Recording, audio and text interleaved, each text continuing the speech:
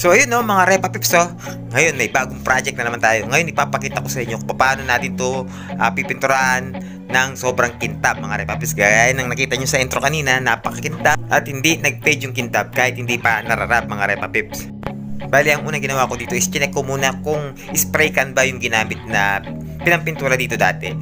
So binuhusan ko ng thinner, nakita nyo naman thinner yung binuhus ko. Pagka napansin nyo na ganito na naglalagkit siya yan, no? Para siyang nalulusaw dun sa thinner mga Repa Pips. Ibig sabihin yan, spray can yan, na-spray can na nila yan.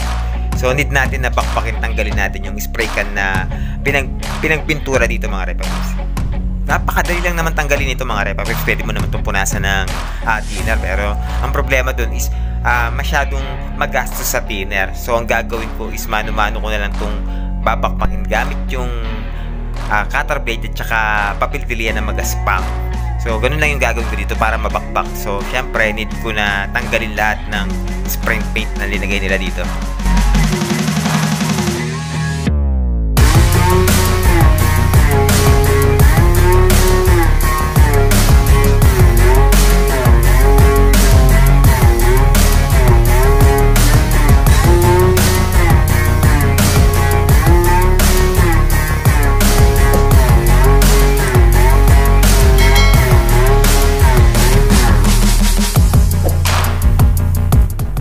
After kung matanggalan ng pintura, spray filler naman ang gagawin natin dito mga Repa Pips.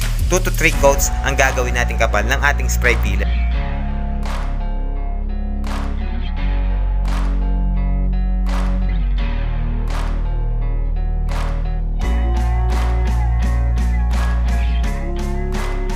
After ko namang mapatuyo ng 1 oras yung ating spray filler, is lilihain natin ito ng 400 grit mga Repa Pips para matanggal yung mga pinagbakasan ng ating papel diliya na magaspang dito.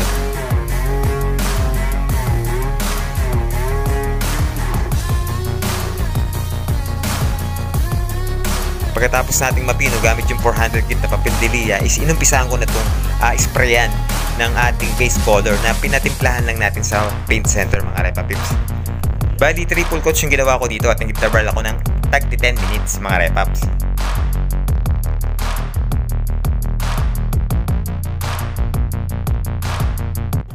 Bali dito itong hawak ko is ready mix top coat to mga Repa Pips. Bali dalawang beses tayo magta-top coat dito. Yung una is lalagyan natin itong pigment. Meron tayo ditong gold pigment na binili ko lang to sa Lazada mga Repa Pips.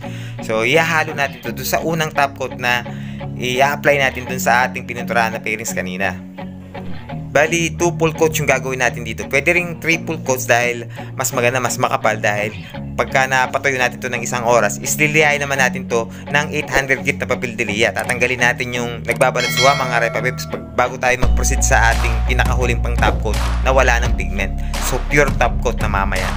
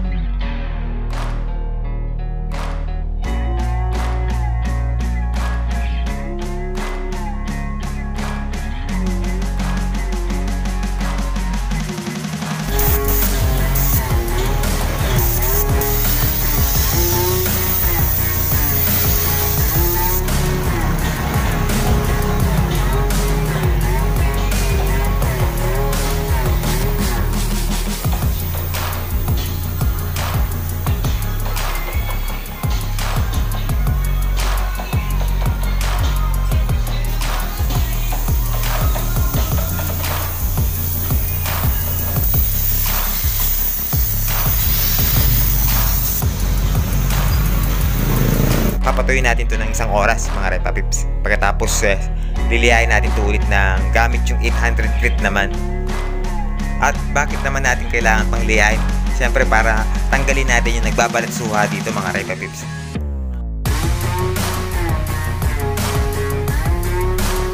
Bali nakikita nyo na makintab.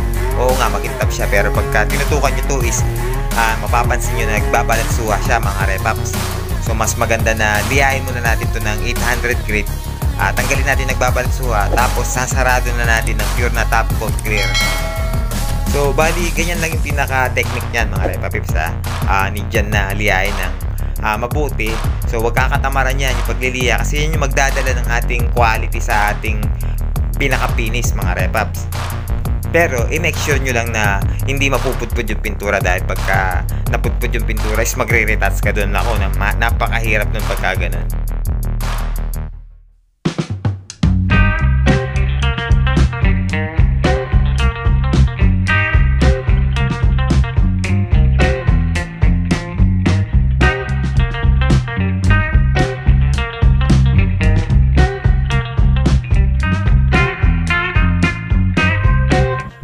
Bali, ganito nga pala yung itsura niya mga repapip. Pagka naliyan nyo ng 800 gits, mapapansin nyo na pantay-pantay na, hindi nag-aalon. So wala yung balat suha.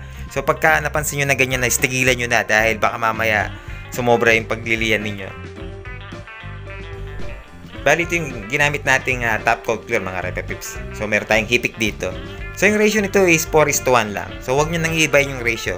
Kung gusto nyo makintab ang kalalabasan na hindi na magpe-fade ng kintab niya, is huwag nyo nang ibayin yung kanyang ratio mga repaps,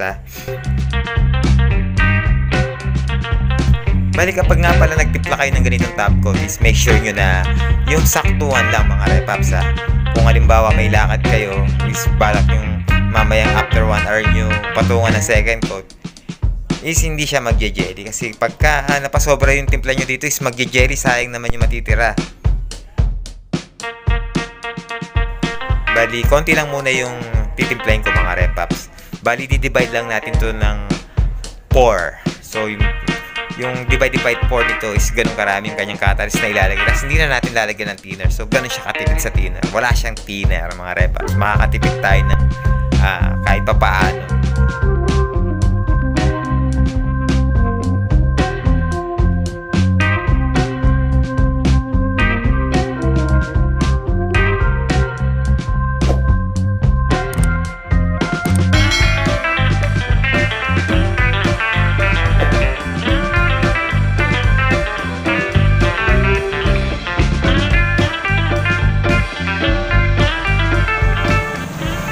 Bali, ganito yung sinasabi ko sa inyo mga repaps. So, makinis na, pantay-pantay na. So, dito is medyo may konti pang nagbabalansuha. Pero, konti lang yan. Sa dulo lang naman yan. So, bali, gagawin natin, sasara na natin ito ng 2 beses. So, i-full coats natin.